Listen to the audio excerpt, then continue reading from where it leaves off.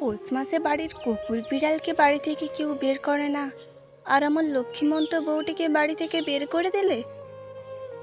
ওপারে সুধার মা হঠাৎ বিকেলে বেড়াতে এসে মাধবীকে এ কথা বলল। হাসতে হাসতেই বলল। মাধবীর বুকের ভেতরটা থক করে উঠল। সুধার মায়ের বাঁকা হাসি হৃদয় কাঁপিয়ে দিয়ে গেল তার। মেয়েটা আজ 1 সপ্তাহ হলো বাড়ি ছেড়ে গেছে, না কোনো ফোন না কোনো যোগাযোগ। অন্য মনে মাধবী বলল, না না, অমন মেয়েকে কেউ কি তাড়ায় সুধার মা? ও এমনি বেড়াতে গেছে, এই তো ফিরে আসার সময় হলো প্রায়। কি জানি বাবা, লোকে বলা বলি করছে সে নাকি চিৎকার করে বলে গেছে আর ফিরবে না। সবাই নাকি শুনেছে। সবাই শুনেছে? না না, শুনেছ এই কাজের মেয়ে কুসুম, আর ঠিকই করছে সেই। মুখে বলল, তুমি এত ভেবো না সুধার মা, আলো ঠিক আসবে। আলো মাধবীর একমাত্র পুত্র সুরজের স্ত্রী। মাধবীর বয়স যখন 16, কোল জুড়ে এসেছিল সুরজ। মাধবীর মা বাবা কেউ ছিল না, তাই মামা মামি মাত্র 14তেই তার বিয়ে দিয়ে ছাড়া হাত পা হয়েছিল। সুরজ যখন মাত্র 5, সুরজের বাবা একটা দুর্ঘটনায় চলে গেল অস্তাচলে। মাধবীর তখন চোখে অন্ধকার, স্বামীর মৃত্যুতে শোক করবে না ছেলেকে মানুষ করার কথা চিন্তা করবে। কেউ এগিয়ে আসেনি পাশে। স্বামীর চাকরির সামান্য পেনশন, ঠোঙ্গা তৈরি, বড়ি তৈরি এসব করে সন্তান মানুষ করেছেন সে। তারপর সুরজ বড় হয়েছে, পড়াশোনা শেষ করেই চাকরি পেয়েছে। মাধবী বলেছে, আর একা থাকতে পারছি না, বিয়ে কর। সুরজ প্রথমে রাজি না থাকলেও পছন্দের বান্ধবী আলোকে বিয়ে করেছে মাত্র 25-এ। সংসারে শুধু সুখ, শাশুড়ি বৌমা মিলেমিশে আনন্দে থাকে।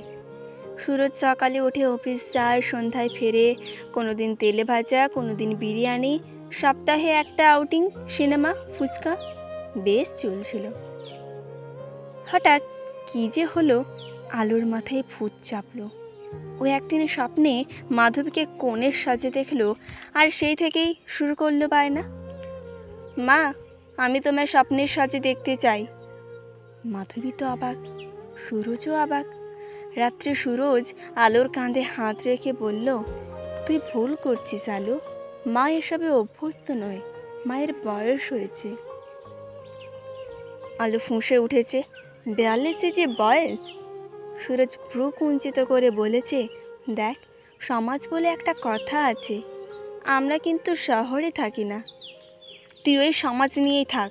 আলো গলা উঁচু করেছে। সুরজ চুপ করেছে। আলো জেদ ধরেই রেখেছে। মাধবীকে বুঝিয়েছে 42 শেষ হওয়ার বয়স নয়।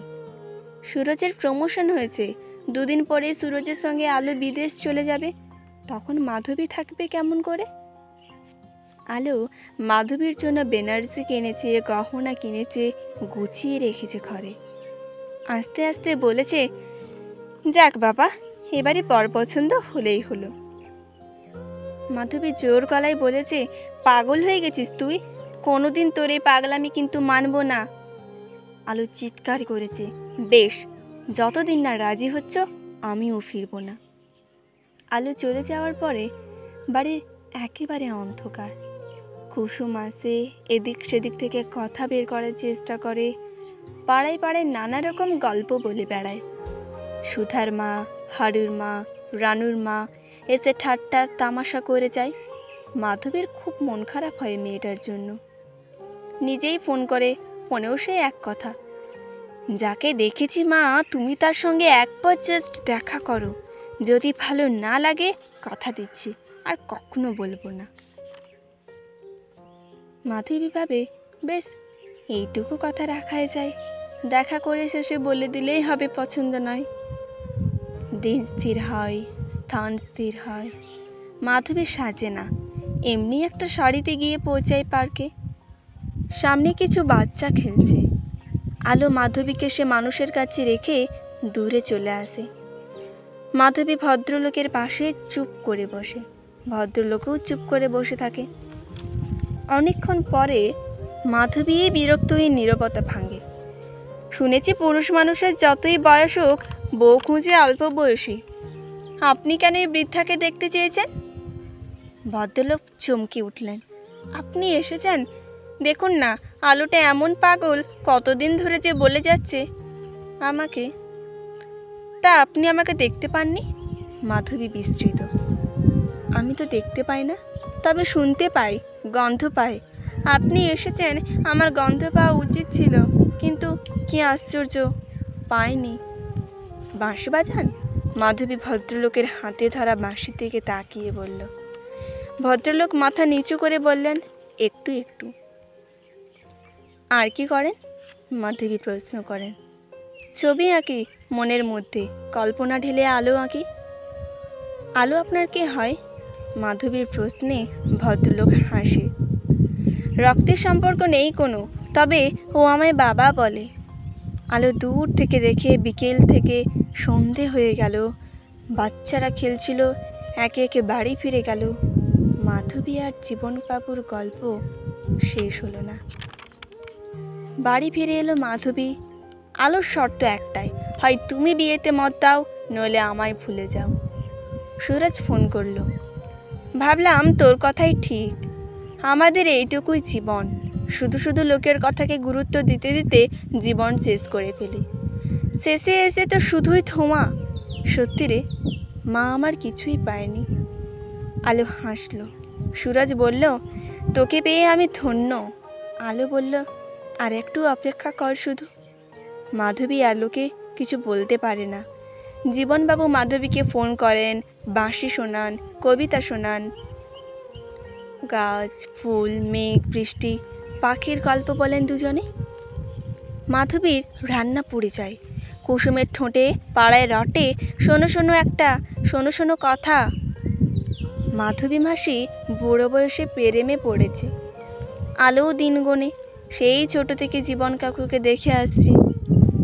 বাবার মুগ্ধতায়। কি যে ভালো মানুষ, চোখে দৃষ্টি না থাকলেও মনে সৃষ্টি অনেক। কবিতা, গল্প, ছবি, বাঁশি এসব নিয়ে থাকতে থাকতে বিয়েই করলেন না জীবনে। আলো তাকে অনেক দিন ধরে অনেক রকম বুঝিয়ে তবে এখন এই 55তে বিয়ের জন্য রাজি করিয়েছে। উনি বলেছেন, অন্ধ ভেবে দয়া নয়, যদি কেউ ভালোবেসে রাজি হয় তবেই তিনি বিয়ে করবেন। পৌষ মাসে বাড়িতে নতুন বউ নেই। মাধবীর চোখে জল। সত্যি তো, ওই মেয়ের জন্যই তো তার এমন এক ভালো মানুষকে পাওয়া হলো। জীবনবাবু চোখে দেখেন না, কিন্তু মন দিয়ে দেখেন। মাধবী এখন সাজে, ঠোঁটে লিপস্টিক, চোখে কাজল, কপালে টিপ। সুরজ বলে, মা গো, কি ভালো লাগছে তোমায় দেখতে। জীবনে আলো শুধু ভরে নাও মা মুঠো মুঠো। লোকের কথায় শোনো না একটু, কেনো না, লোক আর কান্না দুটোই বাদ। আনন্দ, শুধুই আনন্দ। মাধবী নিজেই গেল আলোকে আনতে। আলো বলল, তুমি হ্যাঁ না বললে আমি কিছুতেই যাব না। মাধবী মাথা নিচু করলো, ফিসফিস করে বলল, পৌষ মাসটা কাটুক তবে।